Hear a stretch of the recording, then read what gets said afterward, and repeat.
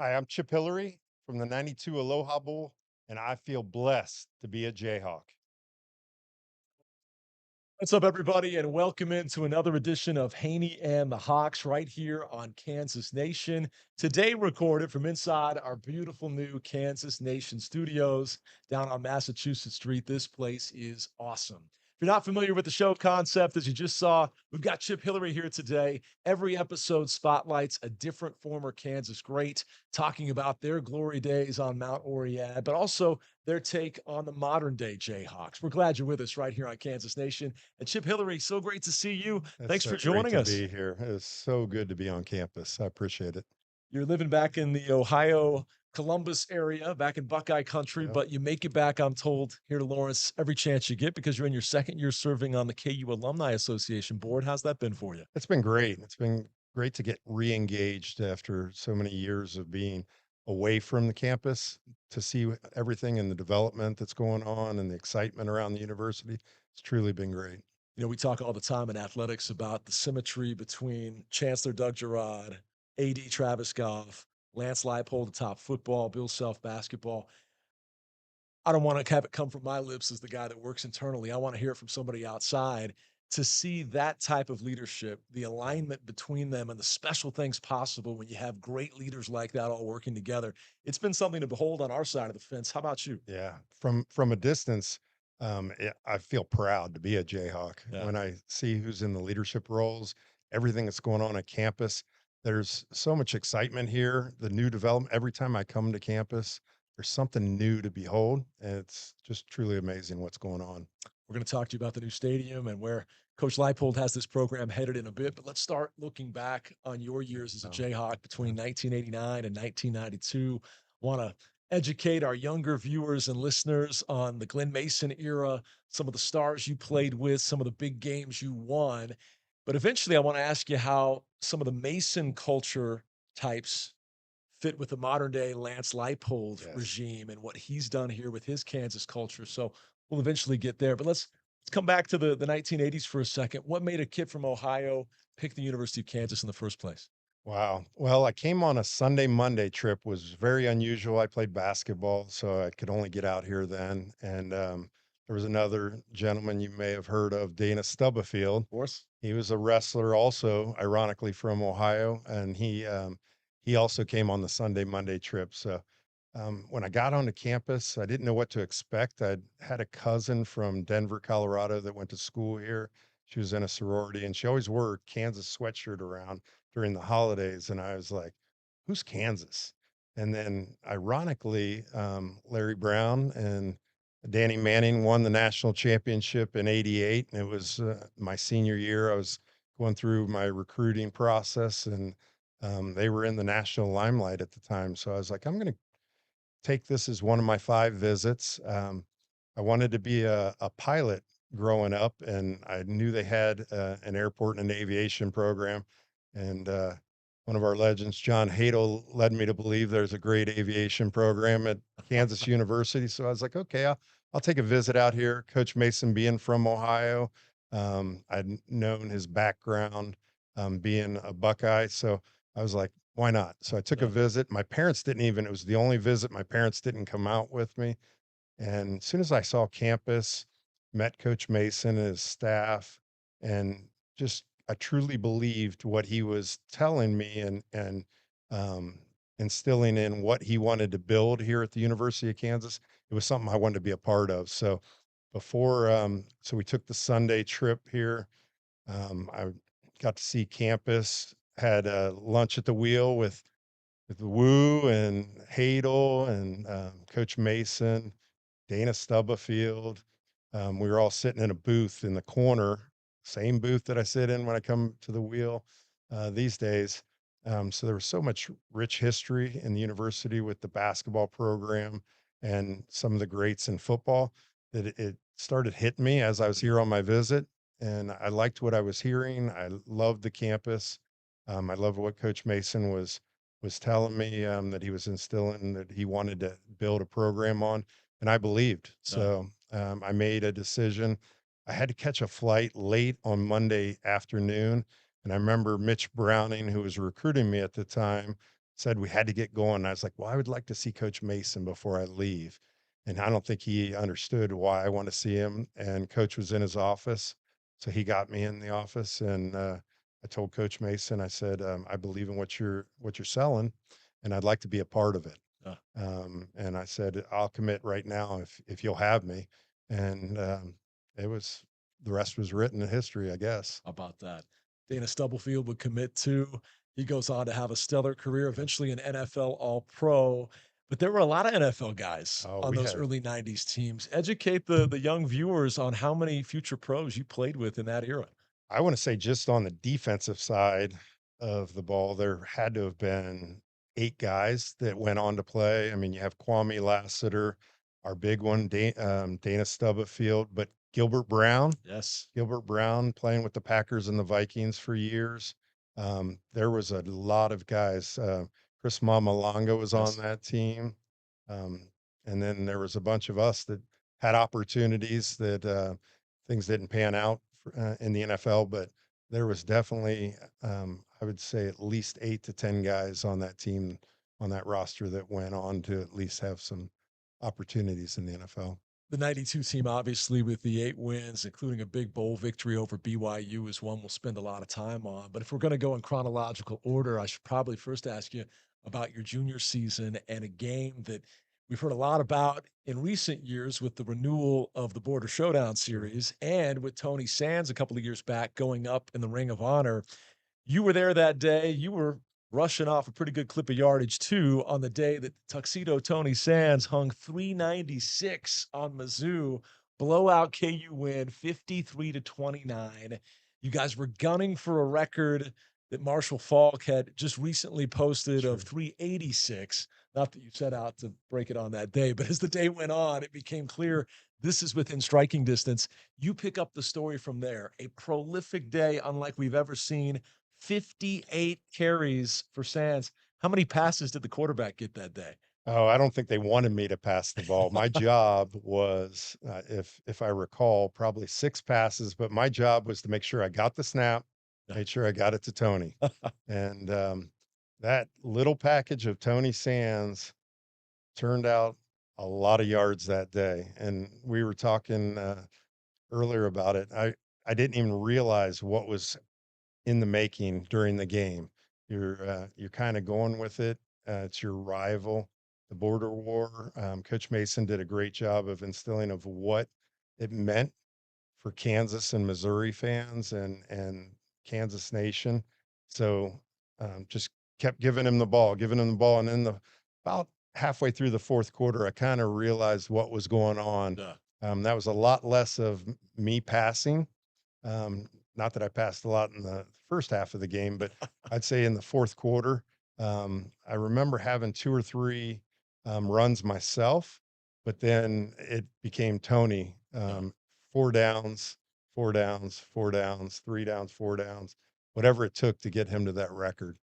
Pretty special. There was one article, I don't know how true this is, that said when you got the ball back again late and he had a chance at the record, that Coach Mason said something in the direction of Pat Rule, the OC. Sure. If Hillary throws it one more time, you're fired. I want all runs.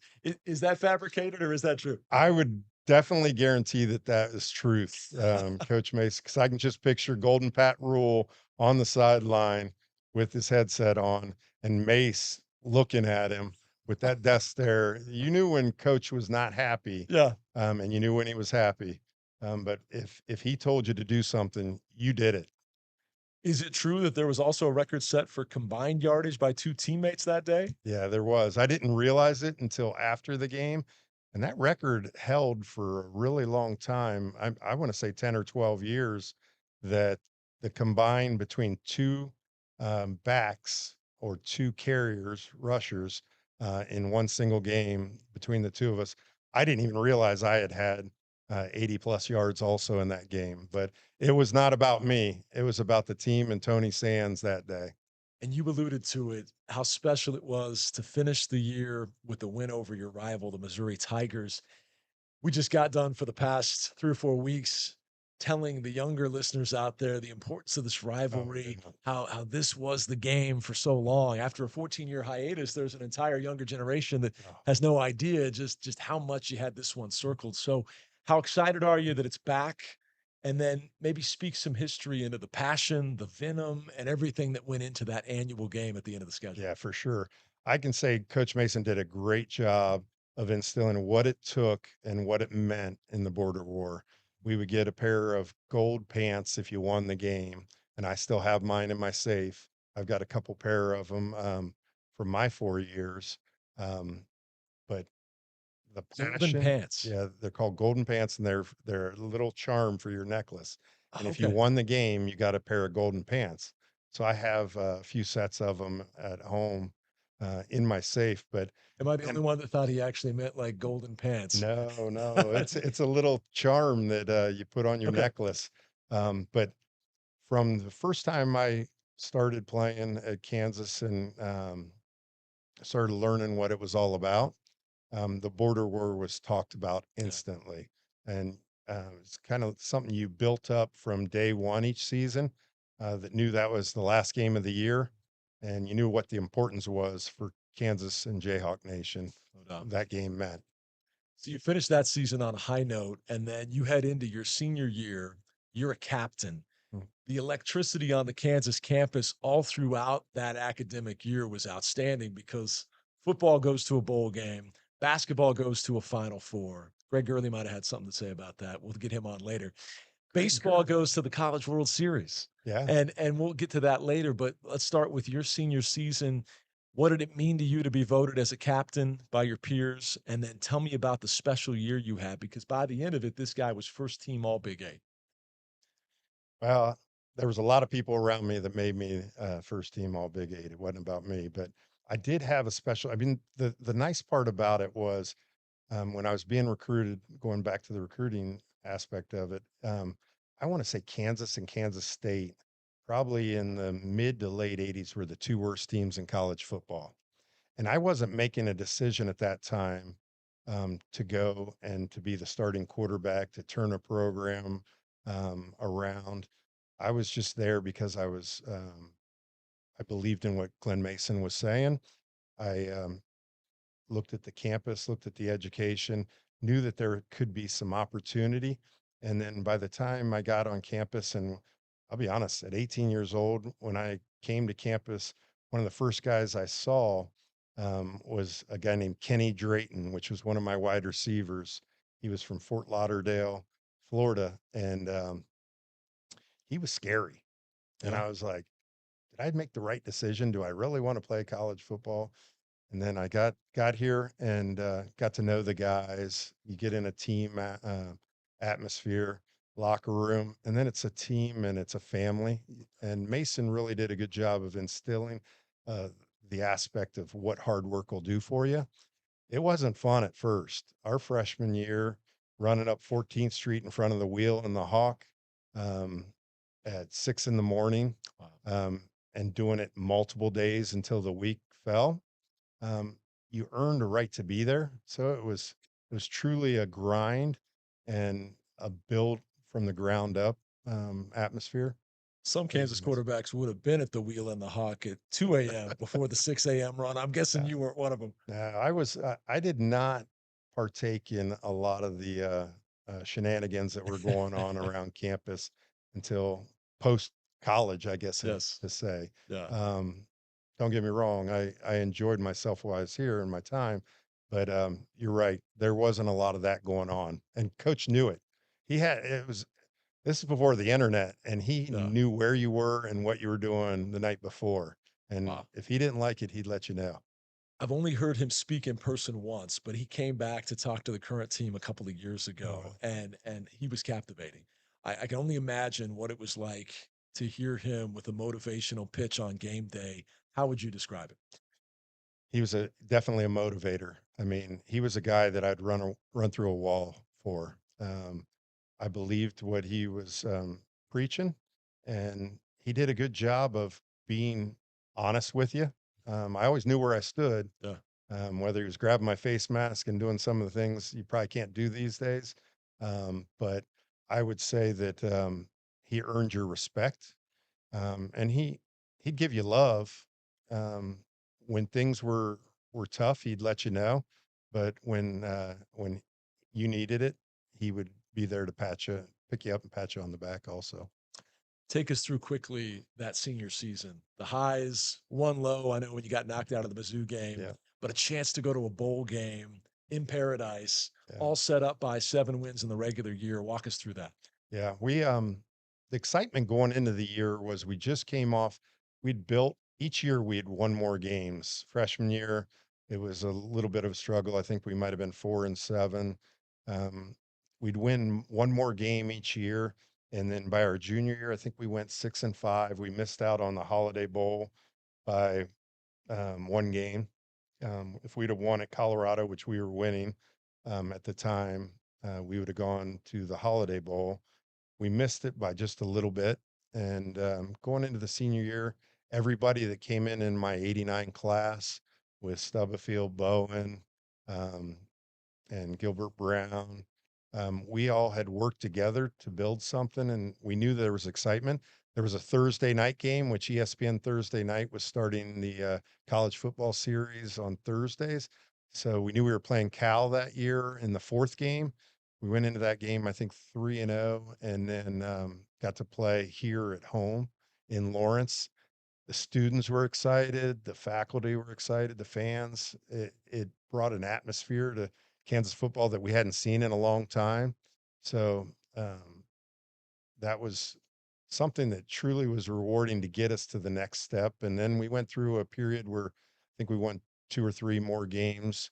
We lost to Missouri that last game of the year, but we were still qualified for a bowl game. And when Texas and Oklahoma, or it might have been Oklahoma and Nebraska, played after Thanksgiving, and the team that had won, Nebraska had won the game, and it gave us the berth to the Aloha Bowl. And Coach Mason had called me at my house. We didn't have cell phones back then. I don't know how he had my dad's number, but he called the house and was super excited and congratulated. And we got to experience it together that we were going to the Aloha Bowl, and we got the invitation. Man, that's fabulous. Where did you grow the most individually that season? Because by the end of it, you were the class of the conference, first team all Big Eight. I know you deflected that praise earlier on your teammates, but there was obvious improvement for Chip Hilleary. Where Sure. was it most evident? I would say just each week gaining more confidence and believing in the guys that were in the locker room with us. And coach always did a good job of making sure that we were on the same page. Um, I would say probably mid to late season, probably going into the Missouri game. Yeah. At the time, we could have gone 8-3 instead of 7-4 to finish the season out. We were right there. We were a better team than Missouri at the time, and it was tough for me to watch the second, third, and fourth quarter from the sideline after I'd got a concussion in the first quarter. But all in all, I think we knew we deserved it. It was almost a reward situation. You'd spent so much time with the same guys in that class that were the core of the team. So, um, in general, I think the excitement was there going into December. Yeah. So, A full week out in Hawaii is a reward. The way they played and the way they went out on top as winners was even better. When we come back, we'll talk about those memories of the 1992 Aloha Bowl win over BYU. We'll also get Chip Hillary's take on if he could assemble the ultimate Kansas quarterback. Maybe you take the feet from this guy, the arm from this guy, the swagger from another. Who would that quarterback feature the attributes of? Looking at all the signal callers in Kansas history. Plus, when we close it down on our 2 minute drill, a special cameo appearance from the aforementioned Greg Gurley. All of that and more coming up next on Haney and the Hawks. Welcome back to Haney and the Hawks. Today, spotlighting one of the great quarterbacks of the Glenn Mason era, first team All Big Eight, Aloha Bowl champion. He's Chip Hilleary, and he's joining us today here in Lawrence. Chip, take us back to December of 1992. Jayhawks get their first bowl win in 31 years, but it wasn't all rosy from the get go. In fact, 10 seconds in, things weren't looking very good. Pick up the story from there. yeah, it hit quick when BYU's kick returner returned it 97 yards for a touchdown. Game opening kickoff. Hadn't even put my helmet on yet and put chin strap or anything, and having to come from that deficit. I don't think we had a worry. It was just kind of like, what just happened? Because we'd been there for 7 days, and I was trying to figure out where are we at right now? What do we Right. need to do? And next play, things went well.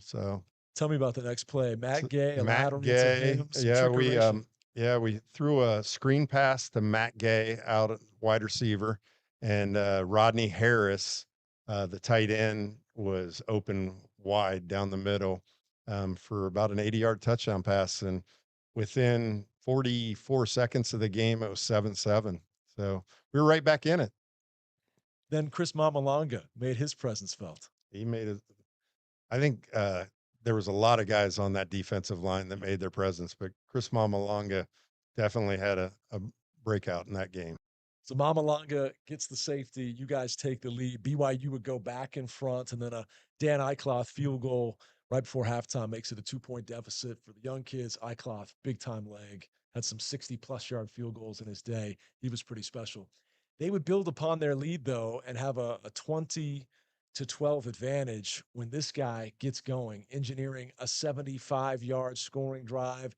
You get in the end zone. Describe what set up the game-tying 2-point conversion, the whole drive that had the Hawks back even with BYU. Yeah, it was super exciting at the time. I think that was probably one of the highlights that I remember, getting across the goal line, getting us back into scoring the game wise. I think we knew we were right there. We knew we had it. I mean, we'd spent 4 years of building up to this moment, and crossing that goal line and knowing that we were in the game. We just needed the ball back. That's all I wanted, for us to get the ball back. You got it back. Kansas goes on to win it. Describe the finish to give the Jayhawks their first bowl victory in over 3 decades. Well, when you have Dan Eichloff on your team, which was an All-American kicker, and I actually was the holder for Dan for the 3 years that he kicked, my sophomore through senior year. So I was confident that if we could get him in a position, that he was going to knock it in. And when he hit that field goal, it was like such a rewarding situation and a rewarding time for Kansas football in general. To go from one of the worst teams in college football when I first got here to as high as number 11 that year in the country, to finishing in the top 20, it was very rewarding. 48-yarder. He was clutch. Eichloth lifts the Jayhawks to a 23-20 win in that 1992 Aloha Bowl. Real quickly, before we fast forward to the modern day, you guys spent a whole week out in Hawaii. And what a reward for a group that was so foundational in the success of the Glen Mason era, that you would have this reward of the bowl game, yes, but a full 7 days in Hawaii that precedes it. And you got to do this with the guys you came in with. You know, that original recruiting class that you spoke of earlier that came in 1989. So Yeah. what was that week like? Because nowadays most bowl teams get maybe 48 hours if they're lucky, but you got a full week in Honolulu. Yeah, we did. We had 7 days, and Coach Mason did a great job of managing that schedule, making sure we understood why we were there. We would practice every day. Um, then we'd have meetings. We would head back to the hotel. Some of us had some activities that we had to go for public appearances and things, whether it was parades, Shriners Hospital, different events that we were there representing the Aloha Bowl and Jeep at the time, who was the sponsor. So, but there was something that Mason had done a great job managing. Each day there was an activity, but then he would also reward you with free time at nighttime.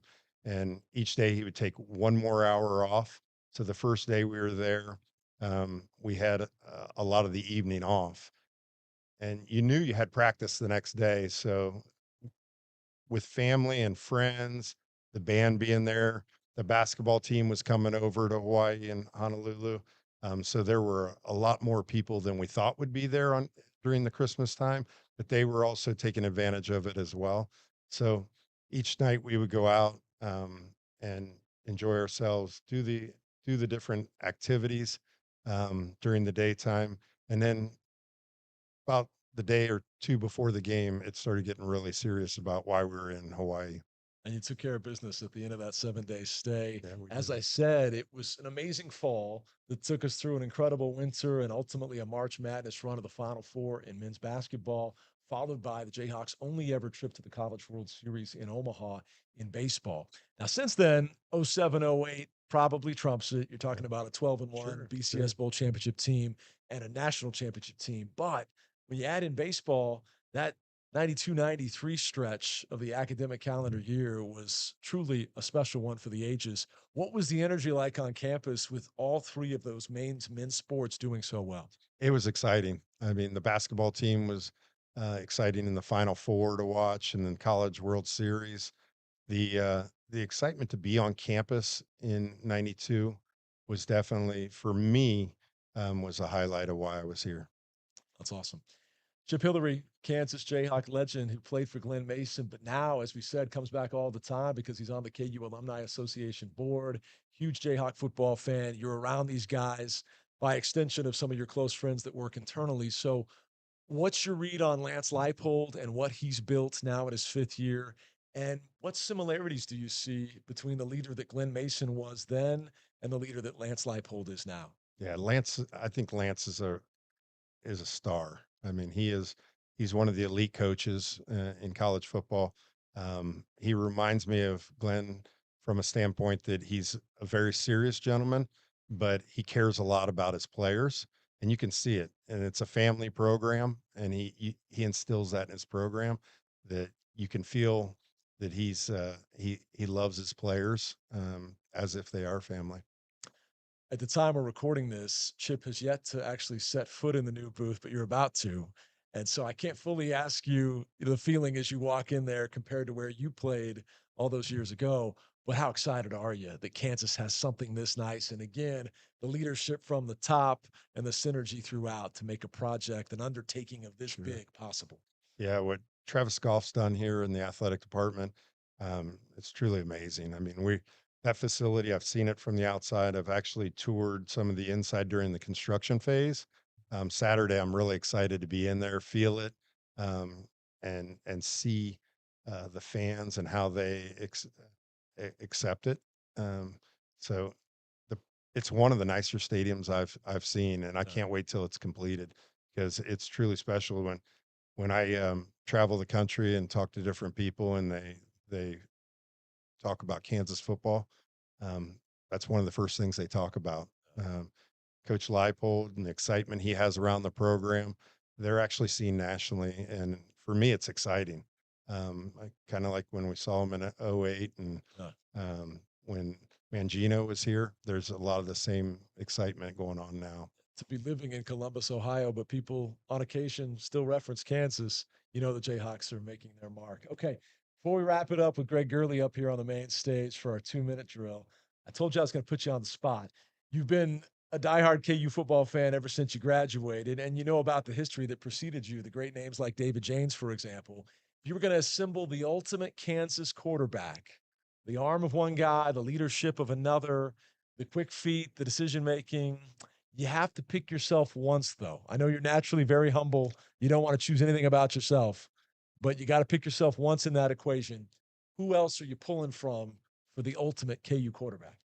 Wow, I got to go deep back to the James and the Hadel days to get their grit. Okay. Um, I really like, I mean, Todd Reesing, his his leadership was one of a kind, um, and Jalen's athleticism. Yeah. So if the option was still in play, I'd have to throw myself in there Okay. as being an option running quarterback. But if you blend those 5 or 6 guys together, Yeah. you'd have a pretty special Jayhawk quarterback at your lead. Great answer.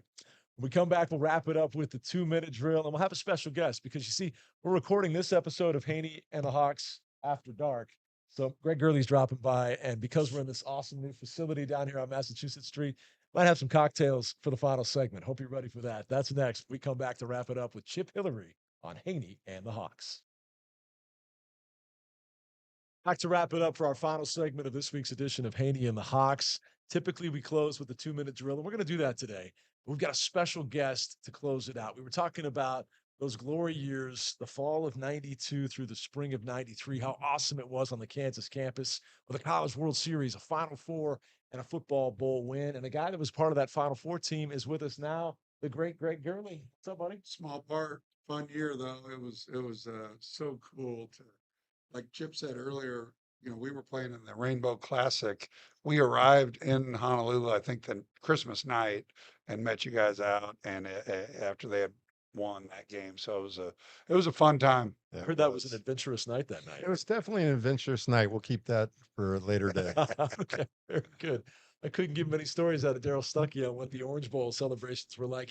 He stayed in and babysat Aqib Talib's baby. How about that? I don't think Wow. that was why your night was adventurous. No. Big win for football that night. Big friendship started after that between you two. Quickly, tell me about how you've been friends for all these years and what it was that brought you together in the first place. When you're in school and you're an athlete, whether, whatever sports you're in, you're at training table, you're at weights, you're at study hall, whatever. And so you get to, you're with your teammates so much. It's nice to have Sure. other guys to hang out. I actually hung out with a lot of guys on the golf team, and just because, again, you're around your teammates so much. So it was a nice break to have a fraternity or hang out with the football guys or whatever. So, you just develop relationships that have lasted for 30 years. And I understand you're the guy that came up with the nickname Heisman Hillary. I think so. I mean, I thought he should have won the Heisman, even though he couldn't throw. But he was a winner, and that's all that matters, right? Top 10 finish in 93. So he deserved it. He got screwed. Finished his career in 92, but no big deal. Or 92, sorry. Yes. All right. Well, I'll tell you what, we've established you're great friends. We've established you've got a lot of good stories. So in our final segment here, it's called the 2-minute drill, 4 rapid fire questions. Greg and I will alternate here. I'll start. He gave you a nickname, Heisman Hillary. Have you ever given any teammate or friend a nickname in your life? And if so, who and what was it? Wow. And if not, can we come up with one? I can Greg come up tonight? with one for Greg that involves a funnel cake, Oh, yeah. a circus funnel cake at a flag football tournament. Ooh. Seemed to be the energy that Greg needed to be the man. Who needs Tournament. sports drinks and protein bars? With- Funnel cake with powdered sugar. chocolate syrup all over it when we still had 2 or 3 games to play in 95-degree weather. Wow. So the nickname is Funnel Cake? Sure. It didn't stick, but it's not bad. Okay. The other nickname I would have had for him was we were in Vegas one night on a boys trip one morning after a long night, and we wake up, we're all tired and hungover, and he comes out, short shorts, tucked in shirt, to go jogging on a boys trip in Vegas in August. It was like 118 degrees at 8 o'clock in the morning. So I started calling him Runner's World after I bought him a copy of It was on my Runner's bed when I got back from jogging. He laid a Runner's World magazine on my bed. So stupid. I love it. I love it. All right. 2-minute drill continues. What's your next question for Chip? Oh, my next question, back to the funnel cake story. We played in the NFL air it out thing, flag football. We just said, let's enter that. And we had a couple of really, really good athletes and an all Big 8 quarterback. Chip, who was the quarterback on the 4-on-4 football league? Was it you or was it a basketball player? There was a young Greg Gurley that said he wanted to be the quarterback. So Bill Sutter and I, who I would probably argue were the 2 better, faster athletes that played football And in shape. and in shape at the time, Yes. that weren't eating funnel cakes with syrup and powder. But I wasn't going to argue with him. So we let him be the Could I quarterback. wing He it? made me be the center while Really? Billy and a couple of the other athletes actually played the athletic positions. We didn't do very well. We didn't, like the other teams we played had like the wristbands with all the plays. We didn't. We were just like, Could have been the go there leadership. and go right. We lost. Could have been the leadership that was calling the plays. Bad, and bad quarterback. bad quarterback. Okay, for both of you, best athlete of the 1990s at the University of Kansas, all sports. Oh, Go ahead. wow. I got one. He was a teammate of mine, Darren Hancock. Great choice. Fastest, most athletic, highest vertical. If he ran track, he would have won the Big Eight in the 200 or the 400 hurdles or whatever he entered. Basketball, he was a freak athlete. Only played 1 year here, but my opinion, best athlete at Kansas in the 90s. Chip, who do you counter with? Gosh, I'd have to say, and I'm going to go out to a sport that you're not going to think of, was Jody Olslager, volleyball. I can remember watching her. She was very athletic. And then probably one of my wide receivers, Kenny Drayton, who ran track at KU, and also he was a high jumper and wide receiver. I'll do a follow up with the athletic question. We'll make up the final one. A lot of good athletes in the 90s and whatever. But what about football? This day and age, athleticism. Do you look at it? Are guys just that much more athletic now than they were? Bigger, faster, stronger. They're definitely bigger and faster, and stronger for that matter. I don't know if they're tougher. That'd be the only thing that I would put out there. I would think that with all the technology and the resources that the student athletes have nowadays, it's interesting. I don't think that anybody can compare an athlete from the 90s to an athlete from the 2025. There were outliers. There's the Darren Hancock. So like we had several, but now I watch our basketball team and there's 8 guys that do things athletically that we didn't see back then. Now, I agree with you that they're not as tough, and I don't think they're what's just their basketball IQ and time, situation, and score type decision making. But that's the old fuddy duddies in us. We think we're smarter and all that, but Discipline. that's for another day. But Really? we're really not smarter, I don't think. Here's how we're going to close it down. As I said, we're filming this late on a Thursday night in this amazing new facility, the Kansas Nation Studios. Chad Boger has really outdone himself with this. I want to toast not just the 92-93 times on the Kansas campus with that Aloha Bowl championship team, that Final Four basketball team, and the College World Series team, but I want to toast to what might be brewing right now in the fall of 25 and the spring of 26. You know, Coach Leipold's going to take this team to a bowl game. I got a feeling Coach Self could cut down some nets. And I think Fitzmagic, KU baseball, might just make a run at Omaha. So how about we toast to your guys, the glory days of 92-93, but maybe what's to come in Big 25 year. and 26. Rock chalk. Big Rock year, chalk. Rock Chalk. Good to have you back, Heisman. I What are we appreciate it. Basil Hayden. Okay. Nice. Live from 916 Mass. This has been Hanni and the Hawks on Kansas Nation. Join us each week right here on Kansas Nation. Thanks for having me.